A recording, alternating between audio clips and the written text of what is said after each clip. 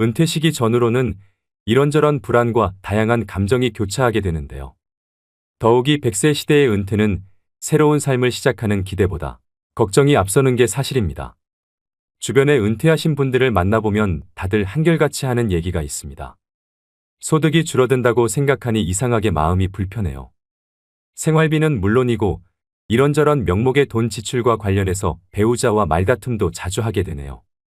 노후에 재산이 많고 적음을 떠나 생활비 지출로 갈등을 빚는 경우도 의외로 많습니다. 우리나라 중년들의 희망 은퇴 나이는 65세인데 반해 현실은 이보다 10년 이상 빠른 50대 초중반인 것으로 조사되었습니다. 이러한 이유 등으로 노후의 적정 생활비는 평균 369만 원이지만 실제 현실은 212만 원에 불과했는데요. 더 큰 문제는 우리나라 국민 52% 정도는 노후 준비를 시작도 못한 상황이라 노년기의 생존 리스크에 그대로 노출되어 있는 실정입니다. 이처럼 성공적으로 잘 나가던 사람들도 은퇴를 하게 되면 남은 인생에 대한 불안과 경제적인 압박감으로 마음이 급해져서 돌이킬 수 없는 악수를 두는 경우가 많이 있습니다. 주변에서 말려도 나는 다르다면서 굳이 그 길을 시작하시는 분들이 계십니다. 그래서 오늘은 은퇴 전문가들이 꼽은 은퇴 후에 패인되는 지름길 5가지에 대해 알려드리려고 합니다. 은퇴 후 절대 하지 말아야 하는 첫 번째는 잘 모르는 분야에 절대 투자하지 않기입니다. 아침부터 저녁까지 밤낮 없이 회사에 매여 살다가 갑자기 아침에 갈 곳도 없고 집에 있자니 가족들 눈치도 보이고 무언가를 해야겠다는 생각이 점점 더 사람을 조급하게 만드는데요. 그래서 이 사람 저 사람 만나다가 안 해본 것에 투자하게 됩니다. 은퇴 이후 절대 하지 말아야 할 것 중 첫 번째가 살면서 한 번도 해보지 않은 것에 돈을 투자하는 것입니다. 지금 세상이 너나 할 거 없이 먹고 살기 힘든 세상입니다. 그렇다 보니 어르신들 같이 순진한 퇴직자들의 은퇴 자금과 퇴직금을 노리는 사기꾼들이 천지입니다. 특히 그들이 노리는 사람은 평생 회사라는 테두리 안에서 일만 하느라 바깥 세상 물정을 잘 모르는 사람들인데요. 은퇴했거나 은퇴를 앞두고 있는 노년층 분들은 자기 은퇴 자산이 부족하다고 느끼는 나머지 자신이 잘 알지 못하는 분야에 대한 투자를 공격적으로 그리고 과감하게 하는 경향이 강합니다. 빨리 큰 효과를 거둬야 한다는 강박 때문이라고 생각되는데요. 이 시기에 가장 중요한 포인트는 은퇴 자산을 크게 불리는 것이 아니라 적정한 수익을 거두면서 잘 지키는 것입니다. 투자 사기를 치는 사람들의 언변은 그 누구도 따라갈 수 없습니다. 투자자의 주머니 속에서 돈이 나오게 만들려면 얼마나 말을 잘할까요? 모르는 사람이든 지인이든 상관없이 누군가로부터 귀가 솔깃한 투자 권유를 받는다면 먼저 그 사업이 성공 가능한 것인지 충분히 생각하고 알아보셔야 합니다. 다시 한번 강조드립니다. 은퇴 자금을 지키는 제1원칙은 바로 모르는 분야에 투자하지 마라, 아는 것에 투자하라입니다. 반대로 생각해보면 나 스스로 아는 것이 많다면 남들보다 투자를 할 수 있는 분야가 다양해지고 보다 안정적인 자금 운용이 가능해질 수도 있다는 의미겠지요. 평생 모아둔 노후 자금과 퇴직금을 날린다면 노후의 삶이 무너지는 일입니다. 젊어서야 그 돈 날려도 다시 일어설 시간이 있지만 우린 맨 땅에서 다시 시작하기엔 남은 시간이 너무 빠듯합니다. 그래서 은퇴를 목전에 두고 있거나 하신 경우라도 경제 공부가 반드시 필요한 이유입니다. 은퇴 후 절대 하지 말아야 하는 두 번째는 준비 안 된 창업하지 않기입니다. 은퇴 후 재취업의 대안으로 창업을 고려하는 경우가 많습니다. 은퇴 후 마냥 놀 수는 없으니 뭐라도 빨리 하고 싶은 마음은 10분 이해하지만 그렇다고 무작정 사업을 시작하시면 안 됩니다. 창업은 취업보다 훨씬 더 많은 준비가 필요하고 시간도 그만큼 오래 걸리는데요. 은퇴 후 재취업이 어려운 상황에서 평생 모아두었던 노후 자금을 창업 비용으로 투자하게 됩니다. 그렇지만 대부분의 사람들은 창업 아이템이 독창적이지 못하고 벼락치기로 준비하다 보니 쉽게 의지하는 것이 바로 프랜차이즈입니다. 한 집 건너 한 집이 치킨집 커피숍이 된 이유이지요. 더 큰 문제는 이처럼 창업률이 높은 업종이 폐업률도 높다는 점입니다.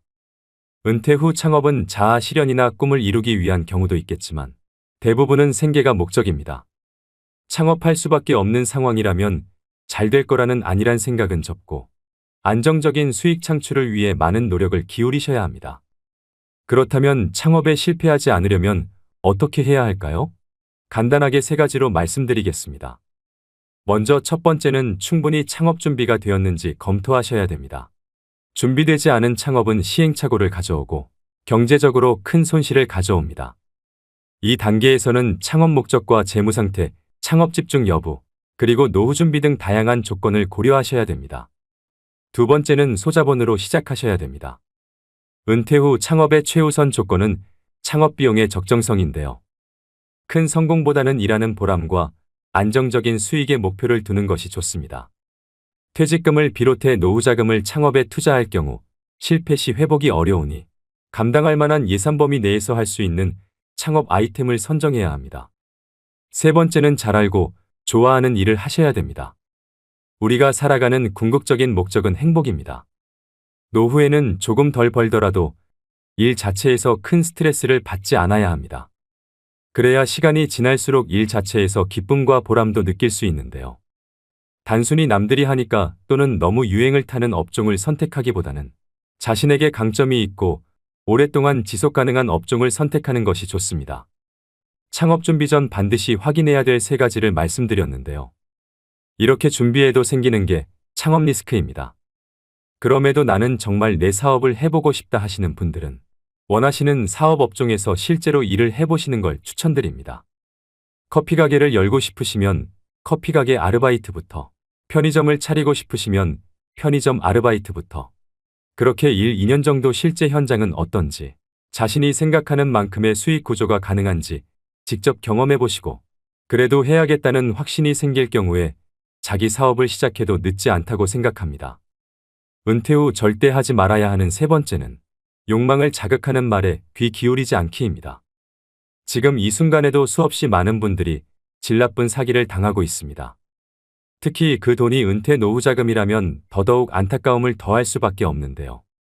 은퇴 후에는 사회와 단절되어 현실감이 떨어지거나 순간적인 인지부조화 등으로 판단력이 취약해질 수 있기 때문에 사기꾼의 표적이 되기 쉽습니다. 사기꾼들은 사람의 욕망을 자극합니다. 좋은 차, 비싼 옷과 번듯하게 차려진 사무실로 사람의 마음을 흔들고 욕망의 불을 지핍니다. 어르신들의 노후 불안감을 이용하는 천하의 나쁜 사람들이지요. 그렇다면 어르신들이 속기 쉬운 금융사기 수법의 특징에는 어떤 게 있을까요? 금융감독원에서 2년간 어르신들에게 접수된 피해 신고 제보 건 중 자주 발생하는 사기 수법 특징 3가지를 공개하였습니다. 첫째는 오프라인 투자 설명회를 활용합니다. 디지털 기기에 익숙하지 않은 어르신들은 온라인보다 오프라인 투자 설명회를 선호하시는 경우가 많습니다.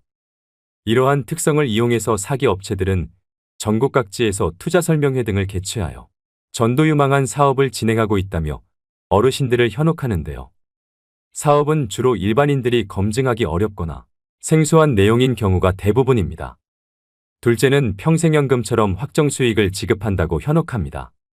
노후 대비가 되어 있지 않거나 미래 현금 흐름이 불확실한 어르신들이 표적입니다. 실제로 일정 기간 동안은 약속한 확정 수익을 지급하며 믿음을 주어 지급한 배당금도 재투자로 이끌어내는 방식을 사용한다고 합니다. 셋째는 모집수당을 미끼로 유인합니다. 어르신들은 주로 오랜 기간 신뢰를 쌓아온 지인 또는 가족 등의 말을 별다른 의심 없이 믿고 투자한다는 점을 이용하여 업체들은 고객의 모집수당을 주면서 주변 지인, 가족 등에게 투자를 권유합니다. 이는 전형적인 불법 피라미드 다단계 방식이라고 볼 수 있습니다. 고수익에는 항상 그에 상응하는 높은 위험이 따른다는 평범한 진리를 명심할 필요가 있습니다. 고수익 무위험의 확실한 투자처가 존재한다면 업체 혼자 수익을 독차지하려고 하지 절대로 불특정 다수를 대상으로 모집수당 등을 지출하면서 투자금을 모집하지 않겠지요. 결국 돈은 스스로가 관리해야 합니다. 조언은 어때 그 조언을 판별하고 결정하는 것은 그 돈을 사용하는 본인이 현명하게 행동해야 합니다. 각자도생이란 단어를 들어보셨을 겁니다. 너무 차가운 단어로 느껴질 수 있겠지만 젊어서든 늙어서 나중에 오든 결국 이 돈의 관리는 자기 자신의 수많은 고통과 고민 속에서 나오는 결과물이라고 생각합니다. 부자의 4가지 능력 중에는 그 돈을 유지하는 능력이 있는데요. 돈을 벌고 모으는 능력도 중요하지만 돈을 유지하는 능력은 반드시 배우고 지니셔야 됩니다. 은퇴 후 절대 하지 말아야 하는 4번째는 무언가를 배우기에 늦었다고 생각하지 않기입니다. 노후 준비를 망치는 또 다른 생각은 무언가를 배우기에는 늦은 때라고 인지하는 것입니다. 중장년이시라면 100세 시대에 이제 겨우 반을 사신 것뿐입니다. 머리가 굳고 습득이 느리기 때문에 혹은 이 나이에 배우는 것은 큰 의미가 없다는 생각을 하는 경우가 많은데요. 요즘엔 노후 연령이 늘어나는 만큼 제2의 직업이나 취미를 갖는 것이 매우 중요합니다. 나는 딱히 하고 싶은 취미도 일도 없다 하시면 국가지원제도를 활용해서 자격증을 따보시는 것도 방법인데요. 은퇴 후 남성 중장년들이 가장 많이 취득하는 자격증인 지게차 운전 자격증과 굴삭기 자격증은 60대, 70대까지도 현역으로 일하시는 분들이 계십니다. 그럼 50대 중반이나 후반의 자격증을 따도 10년은 더 일할 수 있다는 얘기겠지요. 은퇴 후 취미나 소일거리 없이 남은 인생을 보내는 것은 스스로를 힘들게 하는 길입니다. 100세 이상 사신 분들에게 인생의 가장 황금기가 언제냐고 물었을 때 대부분의 어르신들이 60에서 80세였다고 대답했다고 합니다. 우리 인생의 황금기는 아직 오지도 않았습니다. 하지만 은퇴 후에 그저 뒷방 늙은이로 방에서 TV나 보면서 노후의 시간을 소비한다면 그 시간들을 우리 인생의 황금기로 만들지 못할 겁니다. 그 시간들을 어떻게 보내느냐에 따라 여러분 인생의 후반전이 달라질 수 있습니다. 오히려 노년의 시기는 치열한 성과에 집중하는 대신 삶의 의미를 완성할 수 있는 최적의 때입니다. 몸보다 마음이 먼저 늙는 사람들이 있습니다. 여러분들이 아직 젊다는 걸 잊지 마시고 새로운 도전을 두려워하시지 말길 바랍니다. 자신이 정말 좋아하는 일을 찾아 은퇴 이후에 건강한 노후를 누리시는 것도 필요합니다. 은퇴 후 절대 하지 말아야 하는 5번째는 자식에게 재산 증여를 절대 서두르지 않기입니다.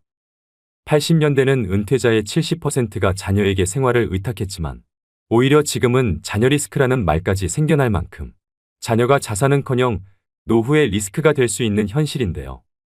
현역으로 일하는 동안 노후 대비에는 소홀하고 자녀에게 너무 많은 비용을 쏟은 경우를 말합니다. 또 노후 자금은 어느 정도 마련해 놨다고 하더라도 자녀 리스크를 관리하지 못하면 노후 설계에 실패할 수밖에 없다는 얘기이기도 하지요. 여러분들 주변에도 그런 분들이 계실지 모르겠지만 제 주위에는 일찍이 자식에게 전 재산을 넘기고 노후를 딱하게 살고 계시는 분들이 몇몇 있는데요. 젊어서는 상가도 여러 개 가지고 부유하게 사셨던 분이셨습니다. 그런데 그분 남편분이 돌아가시고 나서 재산을 미리 자식들에게 증여를 하면서 문제가 발생했습니다. 그 과정에서 자식들끼리도 서로 더 가지려고 싸움이 나서 지금은 그 자식들끼리도 서로 안 보고 산다고 합니다. 자기 살던 집까지 큰아들 명의로 넘겨줬는데 재산 넘겨받고 나서 부모를 안면몰수 해버리더랍니다. 할머니가 집에서 구박을 받다 봤다. 나중에 아들 딸집 전전하다가 이제는 그마저도 여의치 않아서 혼자 방 하나 얻어서 청소일 하시면서 사신다고 합니다. 재산 증여뿐만 아니라 자식 사업자금이니 결혼자금이니 하면서 과도하게 자녀를 지원하는 분들이 계십니다. 자식이 사업하는데 돈이 급하다고 자신이 살고 있는 집을 담보로 대출을 받아준다든가 자식 번듯하게 결혼시키려고 노후자금으로 모아둔 돈 탈탈 털어 자식에게 주시면 안 됩니다. 자식은 나이가 60, 70을 먹어도 자식이라고 남들보다 더 챙겨서 시집 장가 보내고 싶은 마음도 알겠고 사업자금 쪼들여서 고생하는 거 보면 어떻게든 도와주고 싶은 마음도 알겠지만 자신이 가진 재산을 올인하시는 건 절대 안 됩니다. 물론 자녀를 리스크라고 부르는 주장에 동의하시지 않는 분들도 계시겠지만 한 번쯤은 생각해 보셔야 되는 현실적인 문제입니다. 자식 사랑에도 절제가 필요합니다. 자녀 리스크를 줄일 수 있는 가장 기본적인 방법으로 모든 것을 책임져 주려고 하기보다는 자녀 스스로가 한 사람으로 성장하도록 지켜보면서 도와주는 역할 정도를 감당하고 부모도 정서적 경제적으로 계속 노후를 준비하셔야 됩니다. 오히려 빨리 선을 그어주어야 그 안에서 자기의 길을 준비할 수 있게 됩니다. 그리고 그 이상 해주지 못하는 것에 대해서 부모가 미안해할 필요도 없습니다. 부모와 자식 서로가 독립된 존재로 온전히 서 있는 사람이 되면 됩니다. 늙어서는 돈을 꼭 움켜쥐고 계셔야 합니다. 명심하셔야 합니다. 증여는 죽기 직전에 해도 늦지 않습니다. 은퇴 후에 하면 폐인되기 딱 좋은 5가지에 대해서 말씀드렸습니다. 마음이 급하면 귀를 닫게 되고 인생 망치는 결정을 할 수 있습니다. 급할수록 돌아가라는 말이 있듯이 말씀드린 리스크를 항상 유의하시고 천천히 노후 준비에 대해 공부하면서 한 걸음 한 걸음 앞으로 나아가셔야 합니다. 그렇다면 은퇴 후 30년 이상의 노후 준비에 꼭 필요한 항목들은 무엇일까요? 은퇴연구소에서는 노후 준비에 OF가 필요하다고 하는데요. F로 시작하는 5가지가 행복한 노후를 만들어준다고 합니다. 먼저 첫 번째는 돈 파이낸스입니다. 노후에는 국민연금과 퇴직연금 그리고 개인연금의 3층 연금으로 노후의 월급인 연금 준비가 필요합니다. 또 노후 준비는 빠르면 빠를수록 좋고 현역으로 오래 일해서 전략적으로 노후 준비를 하셔야 됩니다. 여기서 반드시 확인해야 하는 부분이 퇴직연금과 개인연금은 수령받는 금액과 수령할 수 있는 기간이 있다는 점입니다. 죽을 때까지라는 모호한 기간을 예측할 수 없기 때문에 수령 기간이 짧으면 많은 금액을 받을 수 있지만 본인이 생각한 것보다 더 오래 산다면 퇴직연금과 개인연금은 고갈됩니다. 그래서 추가로 주택연금을 가입하시는 분들이 최근 많이 늘었습니다. 100세 시대에 늙는 것도 서러운데 금전적인 문제까지 늙어서 해결해야 한다면 더 서글퍼지지 않을까 생각합니다. 노후에는 집 한 채보다는 현금 흐름이 나오는 연금이 중요해서 3층 연금으로 노후의 월급인 연금을 반드시 준비하셔야 됩니다. 두 번째는 건강 피트니스입니다. 건강하게 신체 나이를 줄여주는 가장 확실한 방법이 바로 마음 습관입니다. 즉 스트레스 관리법인데요. 웃으면 복이 와요가 아닙니다. 웃으면 건강해집니다. 돈으로는 살 수 없지만 인체에서 특정 조건에서 생성되는 강력한 암치료제가 바로 엔돌핀, 세로토닌과 도파민입니다. 나이 들수록 많이 웃고 사셔야 됩니다. 그리고 나이가 들면 찾아오는 고질병이 있습니다. 고혈압, 고지혈, 당뇨인데요. 히포크라테스가 말하길 음식으로 고치지 못하는 병은 약으로도 고치지 못한다는 말이 있습니다. 약에 의존하기보다는 같은 값이라면 저염식 건강식으로 균형 잡힌 규칙적인 식사가 더 도움이 됩니다. 또 가까운 거리는 걸어 다니시고 대중교통을 애용하는 습관이 오래 사는 지름길입니다. 돈, 배우자 그리고 좋은 친구가 있다 하더라도 건강이 없다면 모든 것을 잃어버린다는 걸 명심하셔야 됩니다. 세 번째는 소일거리 필드입니다.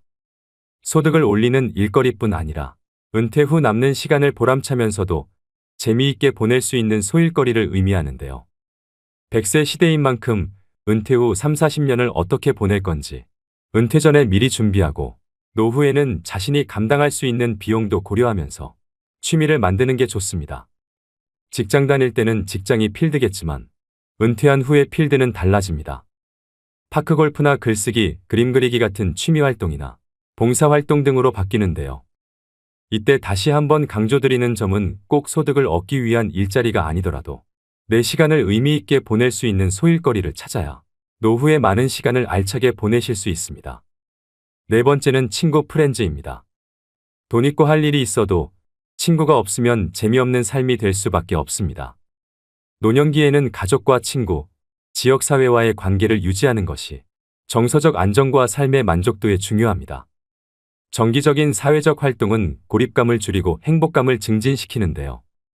봉사활동이나 동아리 활동 그리고 종교 모임 등에 참여하면 새로운 사람들을 만나고 의미 있는 활동에 참여하실 수 있습니다. 노년이 되면 마음이 경직되게 마련입니다. 이럴 때 마음이 젊고 신세대처럼 행동하는 친구와 어울리시는 걸 추천드립니다. 다섯 번째는 재미펀입니다. 돈도 소일거리도 어느 정도 있고 사랑하는 배우자와 자녀, 그리고 좋아하는 친구들이 있다면 부러울 게 없습니다. 인생이 재미있고 즐거울 것입니다. 열심히 일한 당신 떠나라. 이 말보다 더 좋은 말이 어디 있을까요? 어떻게 하면 노후에 재밌는 시간을 보낼 것인지를 연구하고 실행하셔야 됩니다. 아는 것은 좋아하는 것만 못하고 좋아하는 것은 즐기는 것만 못하다는 말이 있습니다. 무엇이 그리 바쁘답시고 재미있는 영화 한 편 못 보는 인생을 과연 재미있는 인생이라고 할 수 있을까요? 재미없는 인생은 재미없는 영화 이상으로 지루하기만 할 것입니다. 90세, 100세까지 살아야 하는 인생을 재미있는 인생으로 만드는 것은 바로 나 자신입니다.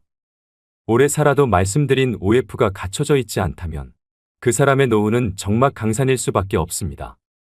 은퇴는 누구나 꺼립니다. 그렇지만 피할 수 없는 것이 은퇴이기도 하지요.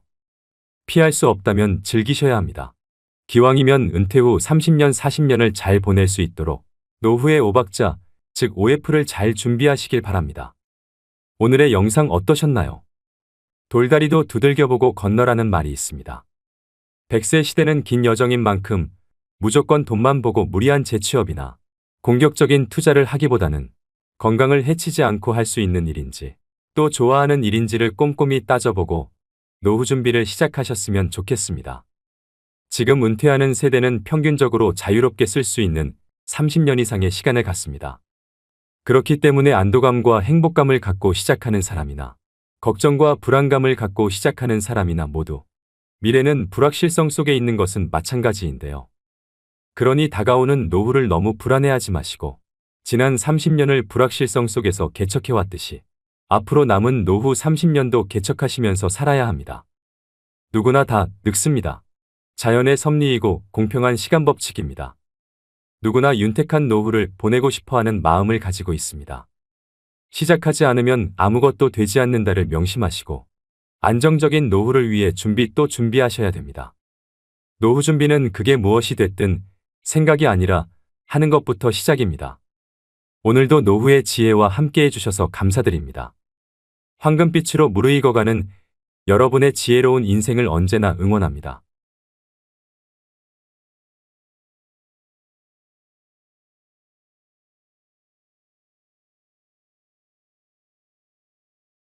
만약 여러분의 나이가 이미 건강 수명을 넘어 80세에 이르렀다면 어떻게 사는 게 바람직할까요?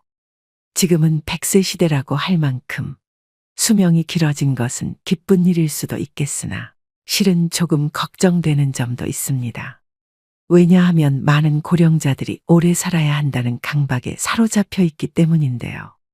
여러분은 다음 문항을 보시면 어떤 생각이 드시나요? 사실은 먹고 싶지만 건강에 해롭다니까 참는다. 몸을 움직이기 힘든데 건강을 위해 무리하여 운동한다. 효과를 느끼지 못하면서도 오래 살려는 마음에 계속 약을 먹는다. 전부 맞는 이야기라고 생각되시나요? 나이가 들수록 건강에 해로운 건 피하고 건강에 이로운 것은 꾸준히 실천하는 게 당연하다는 생각이 드는데요. 하지만 건강을 위해 했던 이러한 일들이 80세가 넘은 사람이라면 전부 자제할 필요도 무리할 필요도 없다고 합니다. 그래서 오늘은 우리의 일반적인 상식과는 다른 이야기를 해보려고 합니다. 80세의 벽이라는 책이 있는데요. 저도 50대인데다 부모님 두 분 모두 80대시다 보니 관심이 가더라고요. 그래서 이 책을 읽어보니 지금까지 부모님을 대했던 저희 태도는 순전히 내 관점이었구나 하는 반성을 하게 됐습니다. 또 일반적으로 알고 있었던 상식을 뒤집는 부분들이 많아서 앞으로 노후를 생각해야 되는 우리 50대, 60대 분들에게도 도움이 되겠구나 싶어 이 책을 소개해드립니다. 현재 남성의 평균 수명은 82세, 여성은 88세입니다. 이 평균 수명은 앞으로 점점 더 증가해서 인생 100년, 100세에 가까워질 것입니다.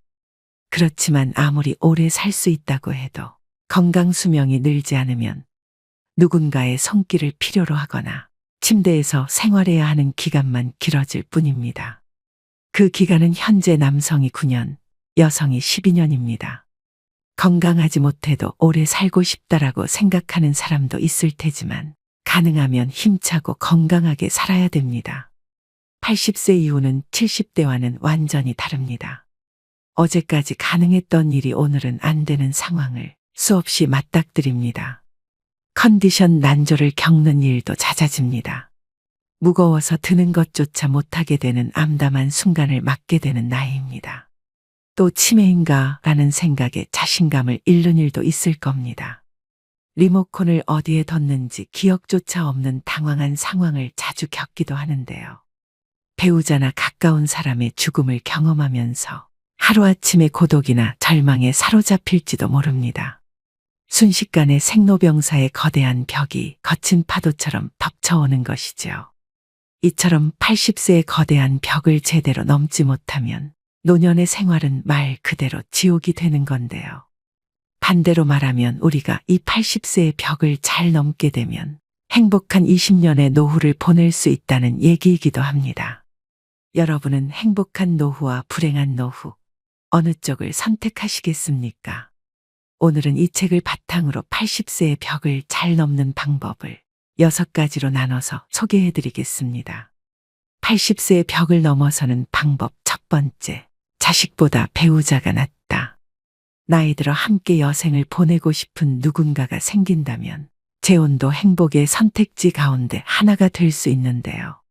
하지만 재산이 있는 부모라면 자녀들이 재혼을 반대하고 재산이 없는 부모라면 자녀들이 축복한다고 합니다. 왜 그럴까요? 재산이 있으면 어차피 상대방의 목적은 재산이니까라며 자신에게 돌아올 유산의 몫이 줄기 때문에 반대하고, 반대로 재산이 없으면 좋은 사람을 만나서 참 다행이에요. 외롭지 않고 행복한 노후를 보낼 수 있겠어요라고 한다고 합니다. 하지만 머릿속 한구석에는 부모님의 돌봄을 기대하는 계산도 들어있기 때문이죠. 70대 전반까지는 재혼이사가 있으면 자녀들을 설득해서 재혼하는 사람도 많지만 이처럼 80대가 되면 자녀들의 반대에 꺾이는 사람이 늘어납니다. 그래서 결국 재혼을 포기하고 외롭게 지내다가 노쇠해져서 돌봄을 받으며 생활하게 되죠. 그렇다고 재혼은 반대라고 했던 자녀가 돌봄을 책임지는 것도 아닙니다. 나이 들어서 병들고 아프면 자식들은 소용없고 결국 배우자밖에 없습니다. 실제로 어떤 연구에 따르면 60대 이상을 대상으로 조사한 결과 배우자와 함께 하는 사람들이 가장 행복감을 느끼고 삶에 더 많은 가치를 부여하며 살고 있다고 하는데요. 그래서 아무리 자식이 효도를 한다고 해도 배우자만 못하다는 겁니다. 내가 외롭고 아플 때 옆에서 지켜주는 사람은 배우자지, 가까이 살아도 쉽게 얼굴도 안 보여주는 자식들이 아니라는 겁니다. 몸이 아파서 급하게 보호자와 동행해서 병원을 방문해야 되는 일이라도 생긴다면 매번 자식들에게 부탁하기도 눈치 보입니다. 또 멀리 살고 있다면 급한 일이 있을 때 큰 힘이 못 됩니다. 미운정 고운정으로 같이 살고 있는 배우자만큼 남은 인생의 소중한 동반자는 없다는 얘기입니다. 그러니 배우자가 살아있을 때 서로에게 최선을 다하며 지내야 합니다. 만약 여러분에게 물려줄 정도의 자산이 있다고 하더라도 추억을 만드는 데 쓰거나 자기 행복을 위해 쓰도록 해야 됩니다. 80세가 넘은 고령자는 지금 당장 병이 들고 움직이지 못하게 된다 해도 전혀 이상할 것이 없습니다. 내일 죽게 될지도 모를 일입니다. 그러니 후회 없는 시간을 보내야 합니다. 물론 자녀를 위해 재산을 남기는 그 자체에서 행복감을 느끼시는 분들도 있으실 겁니다. 하지만 노후의 최고 자산은 추억입니다. 서서히 몸이 약해지고 행동 반경이 좁아지다가 결국 마지막에는 침대에서 보내는 날이 많아집니다. 이때 버팀목이 되어주는 것이 바로 그때 참 즐거웠는데라는 추억들입니다. 재산을 자녀에게 남기기 위해 자신이 하고 싶은 일을 참는 것만큼은 절대 하지 말아야 합니다. 80세의 벽을 넘어서는 방법 두 번째. 할 수 있는 일은 포기하지 않는다. 이제 80세가 됐으니 무리하지 말아야지 하면서 그동안 해왔던 일들을 그만두시는 분들이 많습니다. 하지만 가지고 있는 능력을 유지하는 것은 80세의 벽을 넘기 위해 꼭 필요한 자세인데요. 스스로 할 수 있는 일들을 제대로 안 하고 멈추는 순간 순식간에 늙고 세상과 이별할 수 있습니다. 그래서 80대가 돼도 운전면허증을 반납하지 마시고 운전이 가능하면 계속 하시라고 권해드립니다.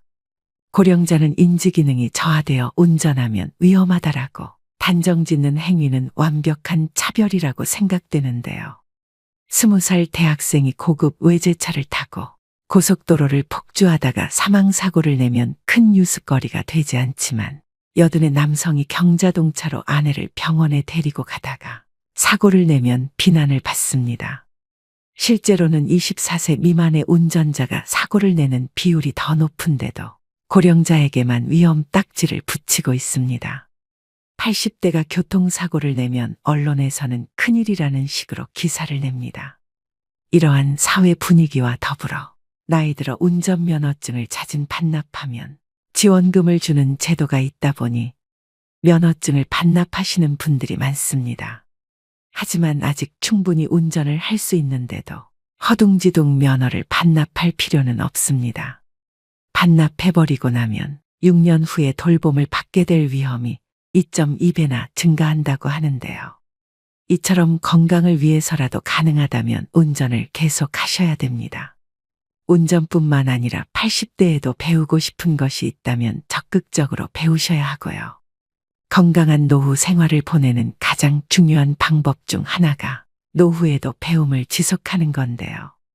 80세가 넘었다고 집에만 계시는 것은 수명을 단축시키는 가장 안 좋은 방법입니다. 마음 맞는 친구를 만나든 취미 생활을 즐기시든 무언가에 흥미를 가지고 몰두하시는 것이 좋습니다. 80세의 벽을 넘어서는 방법 세 번째, 참지도 말고 무리하지도 말자. 80세가 넘어 사망한 사람을 부검하면 대부분 몸에서는 암이, 뇌에서는 알츠하이머 병변이 발견된다고 합니다. 하지만 생전에 이러한 사실을 몰랐던 사람도 적지 않습니다. 나이가 들면 몸에 여러 개의 병의 씨앗을 지니고 살아갈 수밖에 없습니다. 병의 씨앗이 언제 싹을 틔울지는 아무도 알 수 없는데요. 오늘은 건강하다가도 노년에는 당장 내일 환자가 되기도 하고 눈을 뜨지 못할 수도 있습니다. 그렇기 때문에 80세가 넘으면 현실을 그대로 받아들이고 내일 당장 생이 끝난다 해도 후회가 남지 않는 시간을 보내시는 것이 가장 중요한데요. 80 이후 참거나 무리하지 않기는 후회 없는 노후를 만드는 가장 중요한 방법입니다.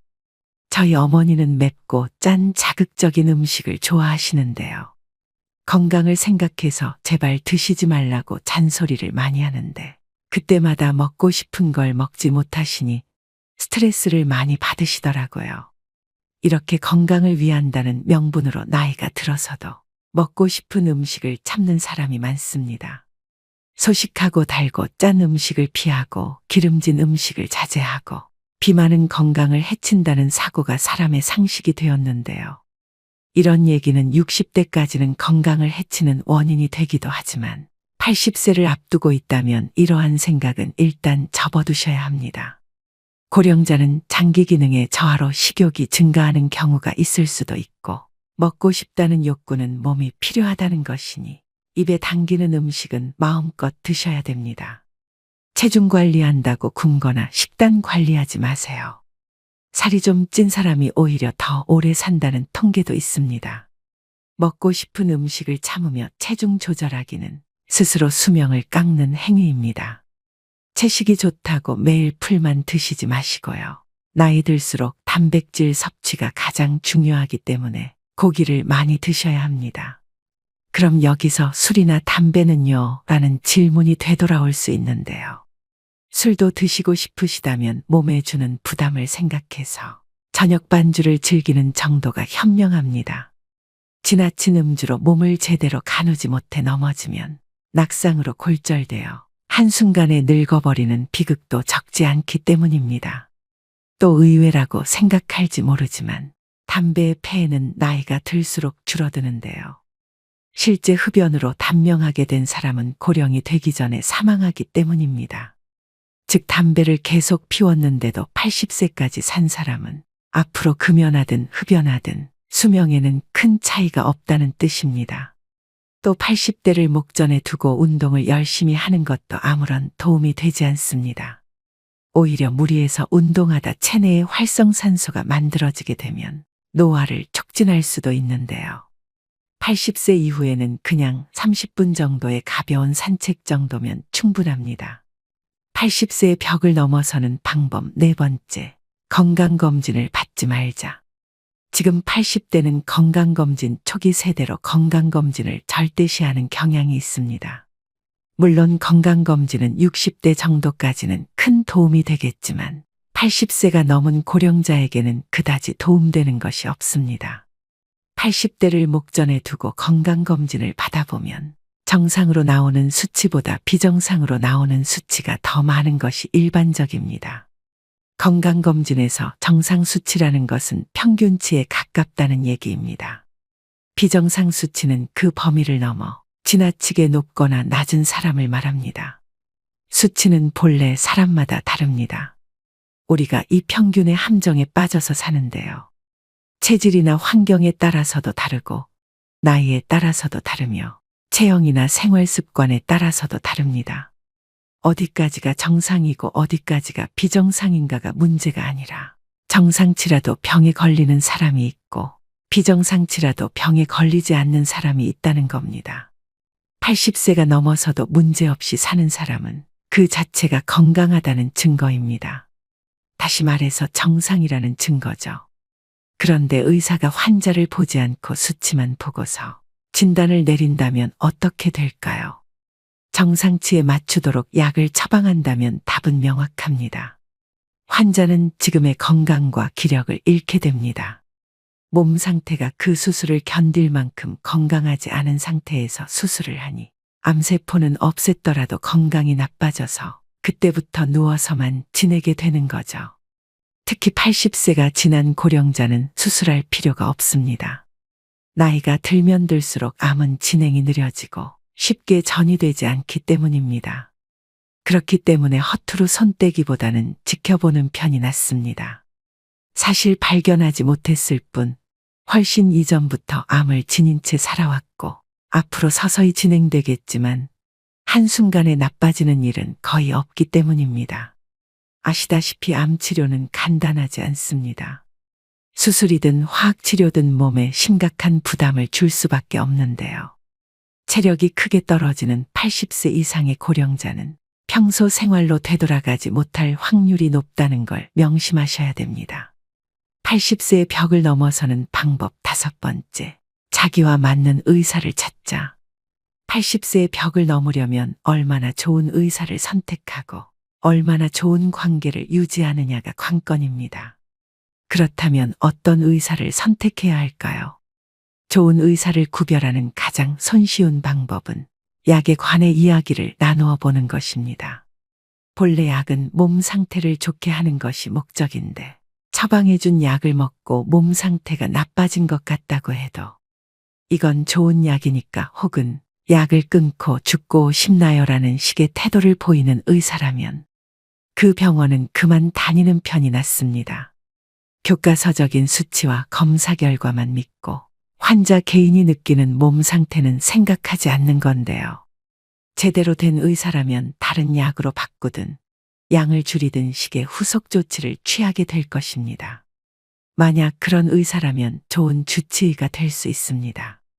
환자를 잘 섬기는 의사, 환자들의 말을 다 들어주는 의사는 좋은 의사라 볼 수 있습니다. 환자가 말할 때 차트나 들여다보고 환자가 묻는 질문에 마지못해 몇 마디 대답해주는 의사는 결코 좋은 의사가 아닙니다. 또 환자의 눈높이에서 환자가 궁금해하는 것을 성의껏 잘 설명해주는 친절한 의사인지도 확인해 보셔야 합니다. 자기 환자를 끝까지 책임지는 의사의 자세가 무엇보다 중요합니다. 투병이 시작되면 의사, 환자, 보호자는 2인 삼각 경기를 하는 것처럼 서로 발을 묶고 완치를 향해 전진하는 관계가 됩니다. 그 중에서도 의사가 나 몰라라 하면 환자와 보호자는 절망하게 되겠죠. 이처럼 80대가 되면 나와 잘 맞는 의사를 찾는 것이 무엇보다 중요합니다. 내가 보내고 싶어하는 노후를 이해하고 거기에 맞는 방향으로 움직여주는 의사를 만나야 하는 거죠. 수술을 원하지 않는데 수술밖에 방법이 없다고 딱 잘라서 이야기하는 것은 의사 같지 않은 의사입니다. 진료 받을 때마다 불편함을 느끼게 하거나 심리적 피로감이 들게 하는 의사라면 궁합이 맞지 않다는 뜻입니다. 나와 맞지 않는 의사에게 진찰받는 것은 말년의 지옥행 버스에 오르는 격이죠. 80세를 맞이하는 고령자에게 병원과 의사는 매우 가까운 존재입니다. 소중한 내 몸을 믿고 맡길 수 있는 의사를 만나는 것은 행운이라고 할 수 있습니다.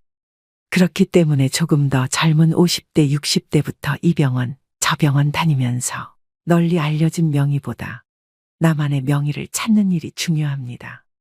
80세의 벽을 넘어서는 방법 6번째. 약은 최소한으로 먹자. 나이 들수록 여기저기 안 아픈 곳이 없는데요.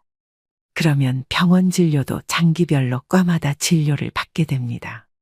여러 과를 돌면서 진료를 받게 되면 문제는 많은 양의 약으로 드러납니다. 예를 들면 검사 결과 혈압이 높다며 순환기내과에서 혈압 강화제를 처방합니다. 거기다 혈당치가 높다는 사실을 알게 되면 내분비내과에서도 약을 주게 되는데요. 각기 다른 전문의에게 약을 처방받았더니 다량의 약을 복용해야 하는 상황이 심심찮게 생깁니다. 또 약의 종류가 많아질수록 중복약을 처방받을 확률도 높습니다. 예를 들어 소화 기능이 떨어지는 경우에는 약의 위장을 보호해주는 위장약이 들어가는데 다른 목적으로 처방된 약들을 함께 복용하게 될 때 위장약이 포함되어 있으면 중복으로 복용하게 되는 셈입니다. 위장약은 위산 분비를 억제해 약을 복용할 때 속쓰림 등을 방지해 주지만 과도하게 섭취할 경우에는 장염이나 폐렴 위험이 커집니다. 또 순환기 전문의가 진료를 하고 나서 높은 콜레스테롤 수치를 약으로 낮추면 면역 기능이 저하되고 암이 진행되기 쉬우면서 감기나 독감에도 쉽게 걸립니다. 혈관계 이상으로 죽는 게 아니라 암이 진행되거나 폐렴으로 죽게 될 수 있는 거죠. 이렇게 되면 약이 되는 것이 아니라 독이 될 수도 있다는 사실을 기억하셔야 합니다. 이런 장기별 전문 진료 체계는 60대까지는 효과가 있지만 80대 전후에는 별로 도움이 되지 않습니다. 특히 고령자일수록 많은 약을 함께 쓰면 문제가 됩니다. 물론 꼭 먹어야 하는 약도 있으므로 모든 약을 끊을 수는 없지만 일상생활의 활동 수준을 방해하지 않도록 최소한에 머물러야 합니다. 머리가 아프면 두통약을 먹고 위가 아프면 위장약을 먹으면 됩니다. 필요할 때 필요한 만큼만 먹는 것이 약의 올바른 사용법입니다. 약을 계속 먹어야 오래 산다는 근거는 어디에도 없다는 사실을 기억하셔야 됩니다. 오늘의 영상 어떠셨나요? 80세의 벽은 높고 두꺼우나 벽을 넘는 방법 6가지를 소개해드렸습니다. 종합적으로 강조드리고 싶은 것은 싫은 걸 억지로 참지 말고 좋아하는 일을 하는 것입니다. 아무리 후회해도 지난 날은 돌아오지 않습니다. 내일 일은 아무도 모릅니다. 내일은 내일의 바람이 붑니다. 그것이 인생입니다. 그러므로 자신의 인생을 있는 그대로 받아들이기만 하면 됩니다. 어떤 것이라도 두려워하거나 걱정하지 마세요. 원하는 일을 하고 먹고 싶은 음식을 먹고 만나고 싶은 사람을 만나고 하고 싶은 말을 하면서 살면 됩니다. 이것이 행복한 노후와 불행한 노후를 가르는 기준입니다. 불량 노인이어도 됩니다. 사람 좋은 척하면 건강이 불량해집니다. 여태까지 사람들의 눈치를 살피고 사양하느라 하고 싶은 일을 참으며 살아오셨을 겁니다. 그런데 80세가 넘어 참거나 무리하게 되면 몸과 마음이 지치고 건강이 나빠집니다. 지금까지 애쓰고 고생하며 살아왔으니 앞으로는 원하는 대로 살아보셔야 합니다.